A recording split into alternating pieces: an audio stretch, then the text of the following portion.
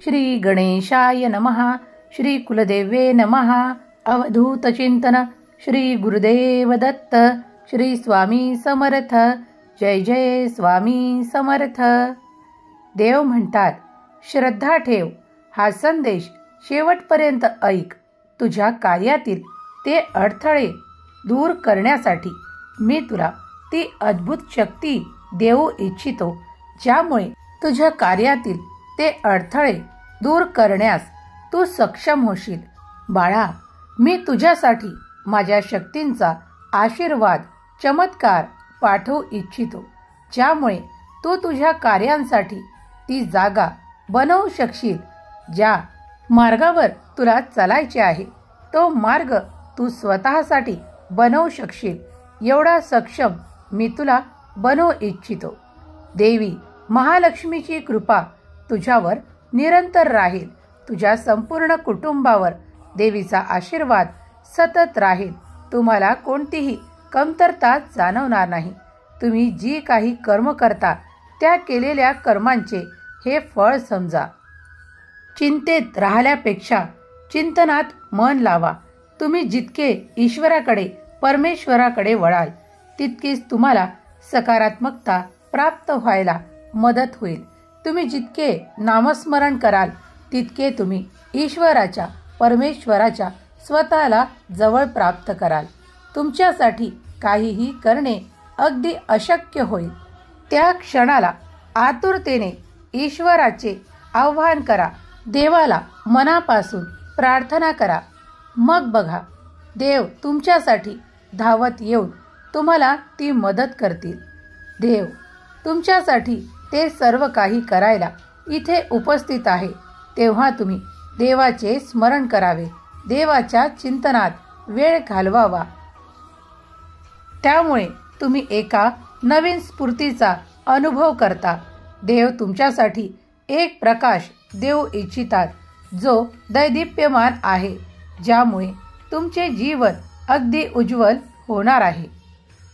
देव म्हणतात, बाळा, नेहमी लक्षात ठेव, चांगल्यातून चांगलेच निर्माण होते आणि वाईटातून वाईटच निर्माण होते.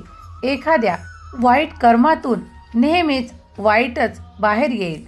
म्हणून जी कर्म करता त्यावर सतत स्वतःचे लक्ष केंद्रित करा आणि तुमच्यासाठी ते तुम्ही निवडा जे सर्वोत्तम असेल.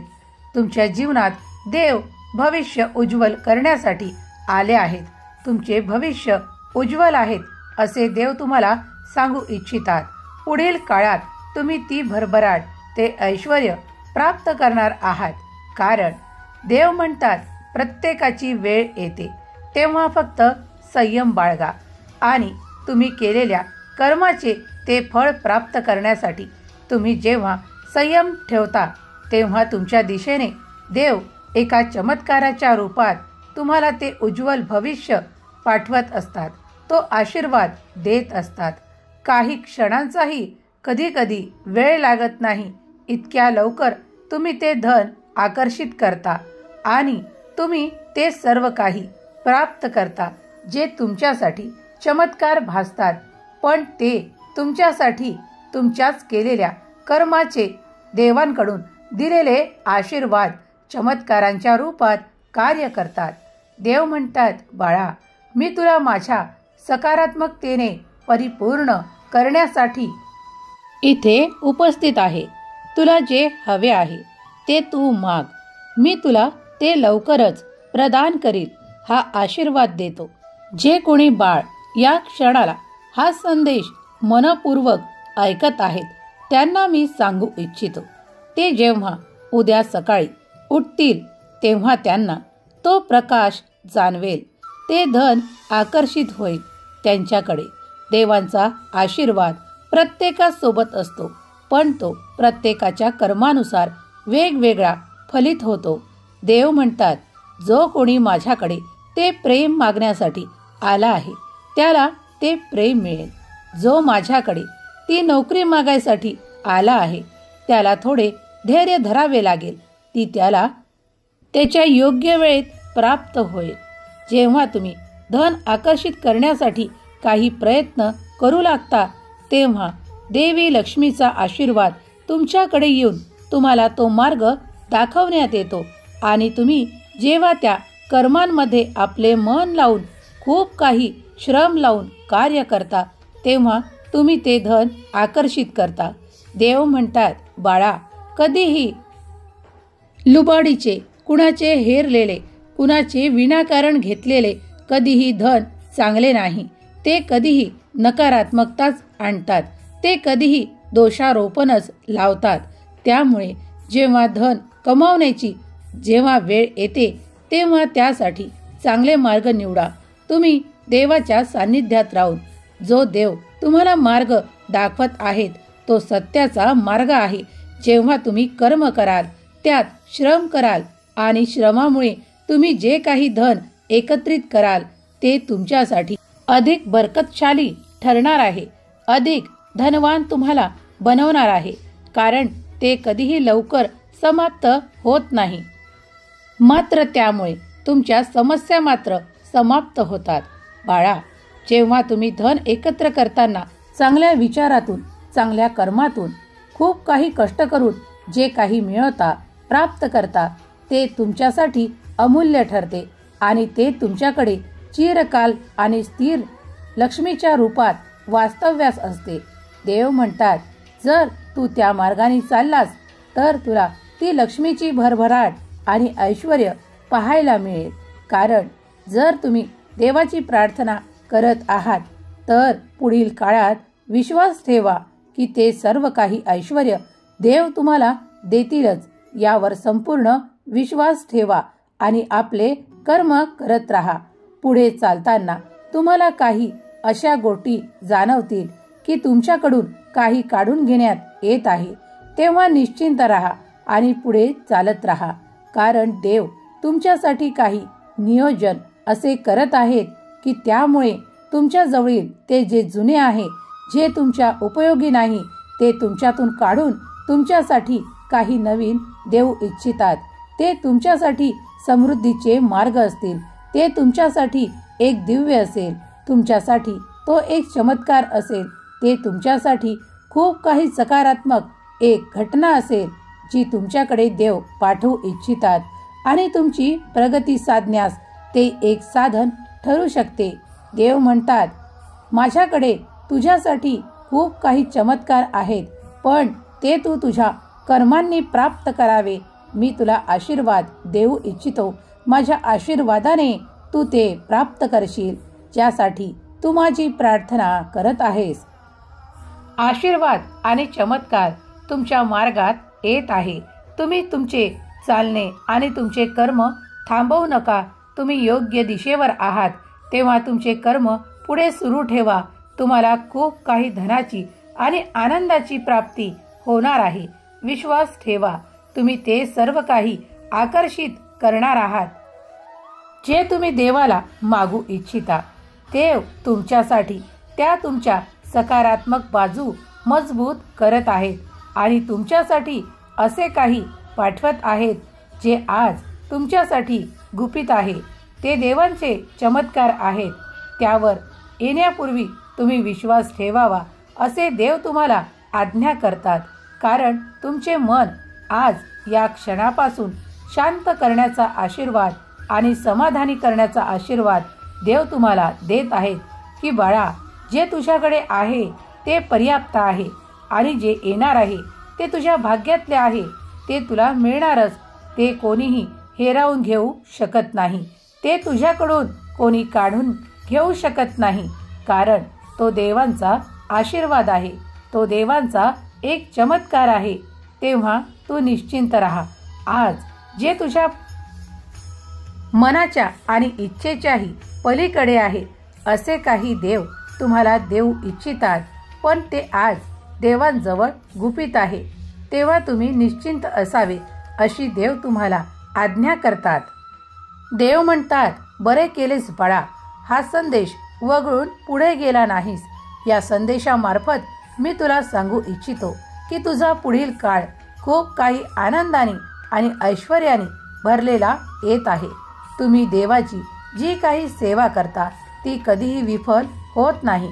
तुम्ही घेतलेले देवाचे ते नाव कधीही वाया जात नाही, तेव्हा देवांवर आपली श्रद्धा निरंतर वाढेल. असेच करा.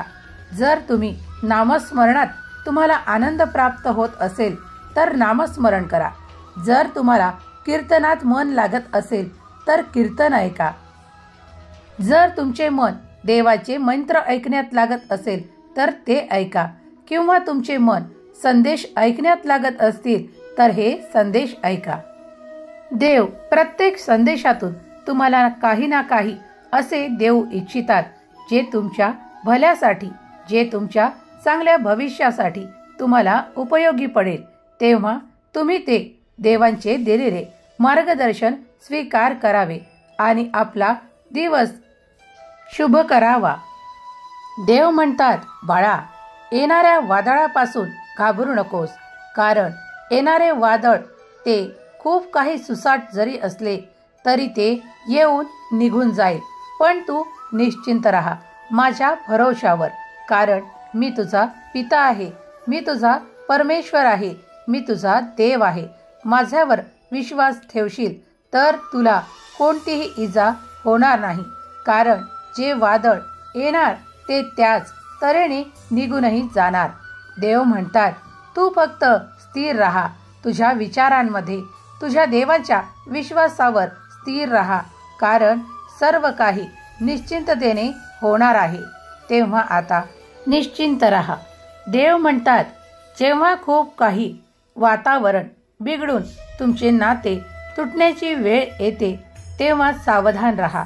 नाते तोडण्याऐवजी ते सर्व काही नकारात्मकता सोडण्यासाठी तयार व्हा, पण नाते तोडू नका, कारण ती तुम्हाला देवांनी प्रदान केलेली एक चमत्काराची भेट आहे. ते प्रत्येकाने निवडलेले नाही, ते तुम्हाला देवांकडून प्राप्त आहे. तेव्हा नाते तोडण्यापासून नेहमीच लांब राहा आणि जोडण्यासाठी तयार राहा. देव म्हणतात, बाळा, तुझ्याकडे मी ती नाती दिली आहेत जी तुझ्यासाठी शुभ आहेत, तुझ्यासाठी आनंददायक आहेत. तेव्हा तुला त्या नात्यांमधून खूप काही आनंद प्राप्त होणार आहे. तुला खूप काही देवांचा आशीर्वाद आहे. ही नाते तुझ्यासाठीच निर्माण केली आहेत. तेव्हा तूही यांच्यासोबत सुखाने नांद, असे देव तुम्हाला आज्ञा करतात. देव म्हणतात, ज्यांनी कुणी तुमच्या मधात खूप काही वादविवाद निर्माण केले आहेत ते काही माझ्या दृष्टीतून लपलेले नाहीत. त्यांचा मी तो वेळ आल्यावर योग्य तो निर्णय करणार आहे. तेव्हा तुम्ही निश्चिंत राहा. आज तुम्ही जे काही नाते जपत आहात त्यांना जपणे शिका, कारण ती तुमच्यासाठीच निर्माण केली आहेत. देव म्हणतात, वादविवादापासून नेहमीच लांब राहिलेले चांगले, कारण त्यातून कधी काहीही निष्पन्न होत नाही. तेव्हा देवाचे नाम स्वीकार करा, देवाच्या नामात राहा. मनाला शांतता प्राप्त होईल, मनाचे विचार एकाग्र होतील. मनातून तुमच्या जे काही विचार करता ते एकमेकांसोबत बसून सोडवायला घ्या. तेव्हा जेव्हा निर्णय एक सोबत केला जाईल तो निर्णय योग्य ठरेल. त्या क्षणाला सुद्धा देवाचे स्मरण करा, म्हणजे तुमच्याकडून कोणतीही चूक होणार नाही. देव म्हणतात, मी तर तुझ्यावर आणि तुझ्या संपूर्ण कुटुंबावर माझा आशीर्वाद निरंतर वर्षाव करत आहे. तेव्हा तुम्ही त्यात नाहून निघा. ज्यांनी तुमच्या संबंधित ते कट कारस्थान रचले आहे ते माझ्या नजरेतून लपलेले नाहीत. तेव्हा आता तुम्हाला निश्चिंत होण्याची वेळ आहे.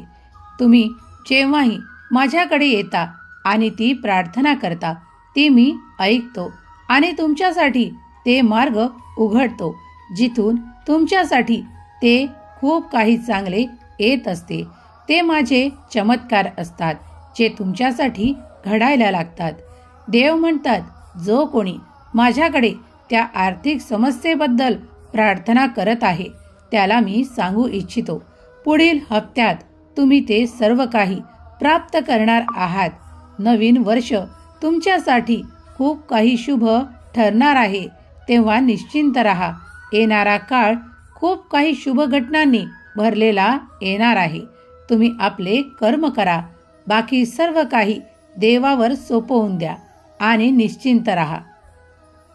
देव म्हणतात, तू कुणाशीही नाराज राहणे सोडून दे, कारण इथे प्रत्येक जण आपापले कर्म घेऊन आला आहे.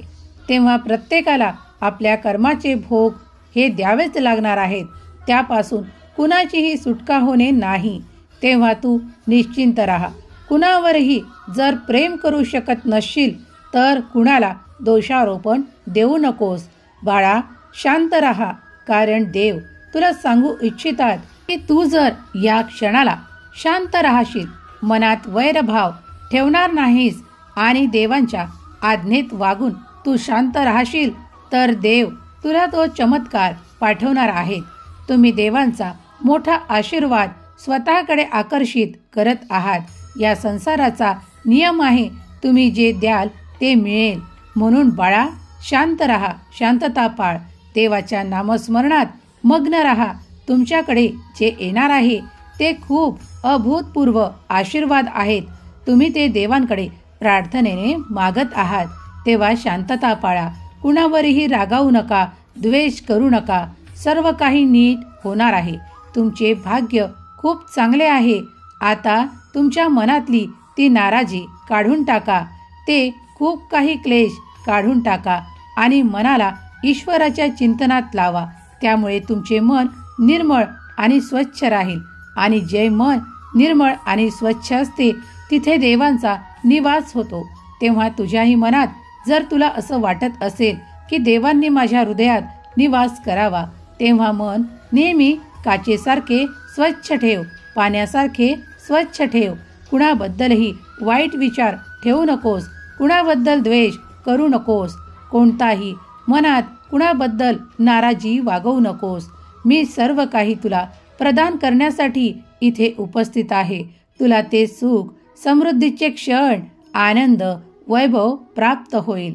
निश्चिंत राहा, मी सदैव तुझ्या पाठीशी उभा आहे. तू तुझे कर्म करत राहा. कोण जो तुझ्या विरोधात आहे त्याला ते कर्म करू दे. मी तुझ्या पाठीशी उभा राहून ते सर्व काही पाहत आहे. तू निश्चिंत राहा, पुढे चालत राहा. माझा आशीर्वाद प्रत्येक क्षणाला तुझ्यासोबत आणि तुझ्या कुटुंबासोबत चालत आहे. तेव्हा विश्वास ठेवा आणि निरंतर ईश्वराचे चिंतन करा. सुखी रहा बाळा, तुमचे कल्याण होईल. जो कोणी हा स्वामी संदेश प्रेमपूर्वक, श्रद्धेपूर्वक या क्षणाला ऐकत आहेत त्यांच्यावर देवीची, महालक्ष्मीची, स्वामीची कृपा निरंतर राहो. त्यांचे घर वैभवाने, सुखसंपन्नतेने भरून राहो. देव त्यांच्या मुलाबाळांना आनंदित ठेव, योग्य ती प्रगती देव. त्यांच्या मुलांना ती कर्म करण्याची बुद्धी देव आणि त्यांच्या आई वडिलांच्या मार्गातले आनंदाचे क्षण बनवत. हीच श्री स्वामी समर्थ चरणी प्रार्थना, स्वामी माऊली चरणी प्रार्थना. त्यांच्याकडे ती सुख, समृद्धी, ऐश्वर्य लक्ष्मी मातेच्या कृपेने निरंतर वास करो. त्यांच्या घरात ती समृद्धी आणि आरोग्यही वास करोत. हीच स्वामी चरणी प्रार्थना. श्री स्वामी समर्थ लिहायला विसरू नका. तुमचे देव कल्याणच करणार आहेत. देव तुमच्या मार्गाने अनेक चमत्कार पाठवू इच्छितात. तुमच्याकडे ती भरभराट पाठवू इच्छितात. ते स्वीकारण्यासाठी तुम्ही सज्ज आहात. देव म्हणतात, बाळा, माझ्या आशीर्वादाने तुझे घर सदैव धनधान्याने भरून राहील. तुझ्या घरी तो आनंद येणार आहे. त्या आनंदासाठी तू तत्पर राहा, सज्ज राहा. पुढील काळात सर्व काही तुमच्या मनासारखे होईल. नेहमी आनंद वाटा, आनंदित राहा. श्री स्वामी समर्थ. जय जय स्वामी समर्थ.